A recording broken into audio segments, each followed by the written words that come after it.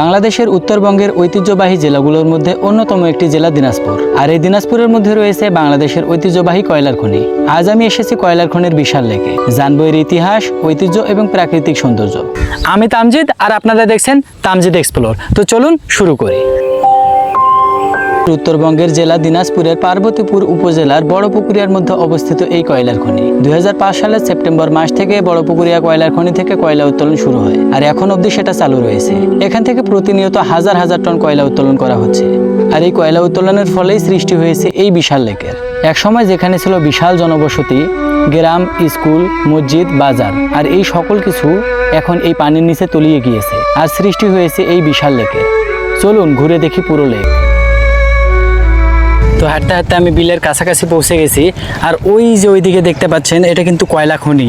এখান থেকে আর কি কয়লা খনির যে মেন কার্যক্রম ওখান থেকে পরিচালনা করা হয়, এবং ওখান থেকে মাটির নিচে প্রবেশ করে মানুষজন, মেশিনপাতি সব নিচে নিয়ে যায়, এর পরবর্তীতে কয়লাগুলো উত্তোলন করে। আর ওই যে ভাটার মতো যে খাম্বাগুলো দেখতে পাচ্ছেন ওগুলো হচ্ছে তাপ বিদ্যুতের। আপনারা হয়তো অনেকেই জানেন, আবার অনেকেই জানেন না যে এখানে কয়লা খনির সাথেই আবার তাপ বিদ্যুৎ কেন্দ্র এখানে আছে।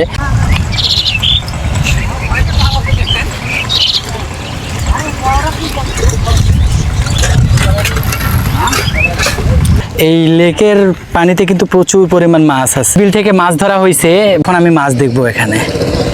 এই তো জাল এখানে একটা আছে, এইদিকে জালে হয়তো কিছু একটা প্রবলেম হয়েছে, এটাকে সলভ করা হচ্ছে এখানে।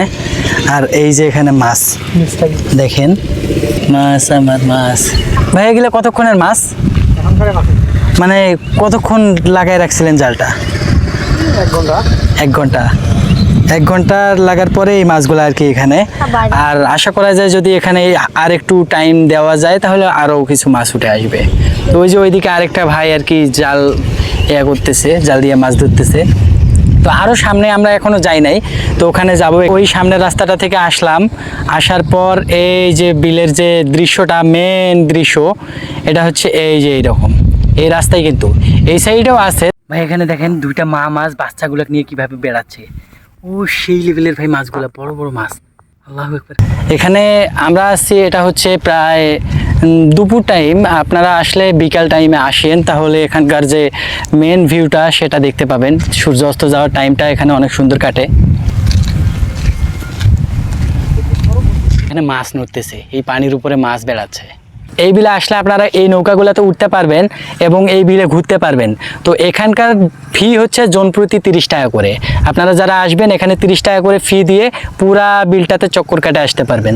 যে রাস্তা দিয়ে আমরা হেঁটে হেঁটে আসলাম, ওই রাস্তা আসার পর এখানে দেখেন কি অবস্থা হয়েছে। এই যে রাস্তাটার এই অবস্থা, পুরা সম্পূর্ণ ডুবে গেছে এখানে। চলেন আমরা একটু পানিতে নামি। পানিতে নামার জন্য আগে পেনটাকে একটু জড়াই নিচ্ছি ভাই, যাতে ভিজে না যায়। ও ভাই,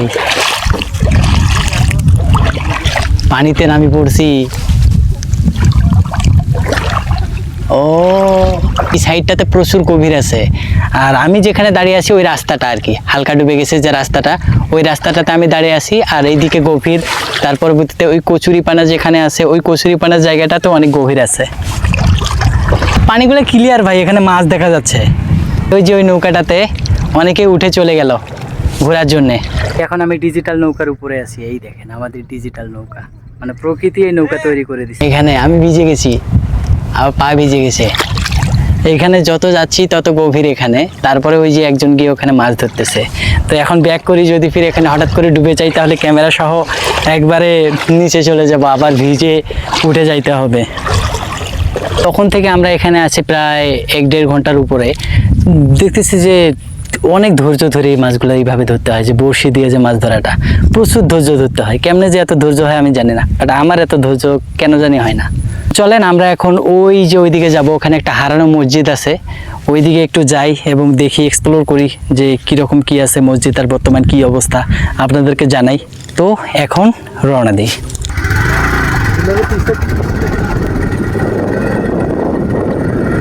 রাস্তাটা কিন্তু এখানে শেষ। এই যে এখান থেকে আর সামনে যাওয়া কিন্তু পসিবল না। এর কারণ এই সামনের দিকে দেখেন যে কি একটা অবস্থা, রাস্তাটা পুরা হারাই গেছে। ওই যে ক্যামেরাতে হয়তো জুম করলে অতটা আসতেছে কিনা, ওই দিক থেকে আমরা কিন্তু এদিক দিয়ে ঘুরে আবার এদিকে চলে আসলাম। আমার পিছনে যে তেঁতুল গাছটা দেখতে পাচ্ছেন, এটা কিন্তু অনেক বছর পুরনো তেঁতুল গাছ। এখানে পিছনে যে বিদ্যালয়টা ছিল, ওই বিদ্যালয়ের সময়কার এই গাছটা আর কি। এই যে সামনের দিকে যে ডুবে গেছে জায়গাটা, ওখানে দেখলেন একটা দোকান দেখাইলাম, ওখানে একটা বাজার ছিল এবং এখানে অনেক মানুষের বসতি মিলে একটা গ্রাম ছিল এখানে সম্পূর্ণ। এখন বর্তমানে এখানে হালকা কিছু মানুষ বসবাস করতেছে।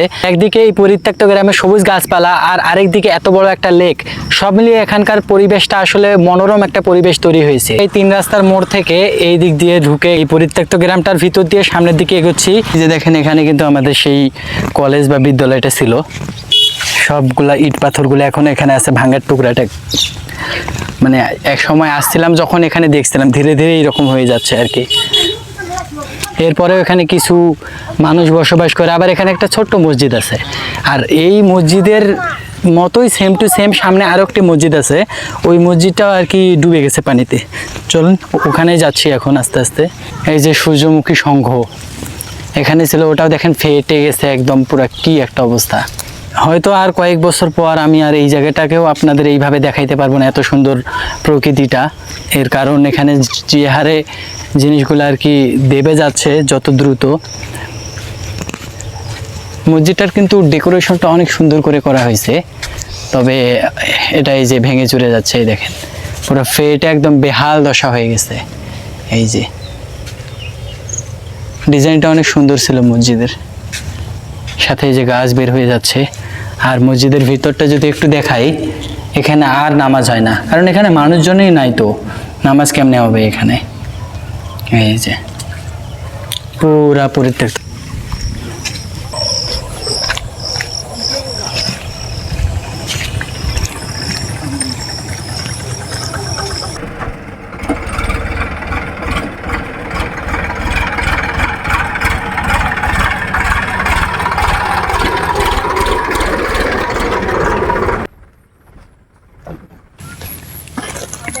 এই লেকে কিন্তু শাপলা ফুটছে, আগে শাপলা ছিল না, তবে এখন দেখেন এই যে সামনের দিকে দেখতেছি সবে মাত্র ফুটতেছে, খুব সুন্দর হচ্ছে কিন্তু।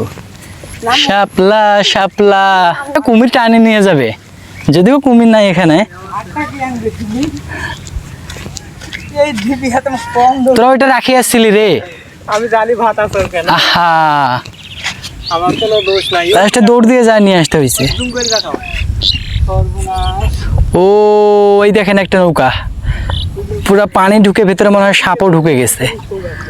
আর ওই যে মসজিদটা, ওখানে আমরা অ্যাডভেঞ্চার করে যাব এখান থেকে। এই যে এটা দিয়ে পুরো পানিতে নেমে অ্যাডভেঞ্চার করে ওইদিকে যাব, যত দূর পারা যায় আর কি।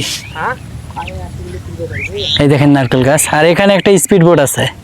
স্পিড বোটের মালিক নাই ভাই, এখানে একটা নৌকা পুরো ডুবে গেছে, এটা আমার চোখে কেবল আসলো। এই দেখেন মেশিন সহ ডুবে গেছে, এই দেখেন মেশিনটার কি অবস্থা। আর এই যে পুরো বক্স টক্স সব মিলে ডুবে গেছে। এখন ওখানে পানিতে নামে যাব সোজা গিয়ে। চলো। ও আমি এখন এই যে পানির নিচে, মানে পানির নিচে না, পানিতে নামছি, এখানে নিচে আছি। আর এই দেখেন আমাকে কোথায় গেল জিনিসটা, এই যে এটা আমাকে এই জিনিসটা দেওয়া হয়েছে। আমি যে এখানে যে পাগুলা ডুবে যাচ্ছে, এই জন্য আর কি আমাকে এই জিনিসটা দেওয়া হয়েছে। এটা দিয়ে এখন আমি এখানে চেক করব, এখানে আমি চেক করব যে এখানে পানিটা কতটা গভীর আছে। আর ওটা চেক করে আমি এখন এই যে এই জায়গাটা পার হয়ে যাব। দেখেন এই যে এই জায়গাটা পার হয়ে শুধু ওই ডাঙাতে উঠতে পারলে ওইদিকে যাওয়াটা একটু সুবিধাজনক হবে। তো একটু দেখি যে কীরকম কি এখানে কতটা গভীর। ও যতদূর দেখতেছি ভালোই এখানে আছে আর কি, কিন্তু ভিজে যাচ্ছি ভাই। ও ভাই পার হয়ে গেছি, এখানে কাজে দিছে আমার, এটা অনেক কাজে দিছে। চলে আয় চলে আয়, আসা যাবে। ওকে ওইটাতে, হ্যাঁ ঠিক আছে। ও পুরো দ্বীপের মতো জায়গাটাতে চলে আসলাম, আর এখন পিছনের দিকে আরো যাইতে থাকবো। তো চলে যাওয়া যাক। সবাই কোনো মতে কষ্টে মষ্টে পার হয়ে গেছি। আর এইদিকে রাস্তাটা গেছে, আমরা এই দিক দিয়ে যাবো না, আমরা এইটা দিয়ে যাব। তো চলেন, চলো।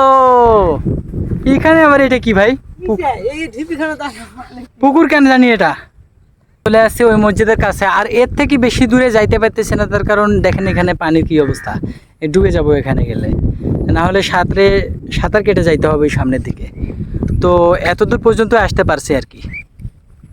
তো এখানকার লেকটা কিন্তু বিশাল বড়, বিশাল একটা লেক। এতক্ষণ ধরে আমরা এই দ্বীপটার মধ্যে, মানে যে দ্বীপটা আর কি তৈরি হয়েছে এখানে, ওটার মধ্যে অনেক ঘোরাঘুরি করলাম। এখন আমরা আবার পার হয়ে যাব এবং এর পরবর্তীতে আমরা বাসায় যাওয়ার উদ্দেশ্যে রওনা দেব। চলুন, তো আজকের মতো এ পর্যন্তই। দেখা হবে আগামী ভিডিওতে। তামজিদ এক্সপ্লোর, নতুন জায়গা, নতুন অভিজ্ঞতা। ভালো থাকবেন, সুস্থ থাকবেন, আল্লাহ হাফেজ।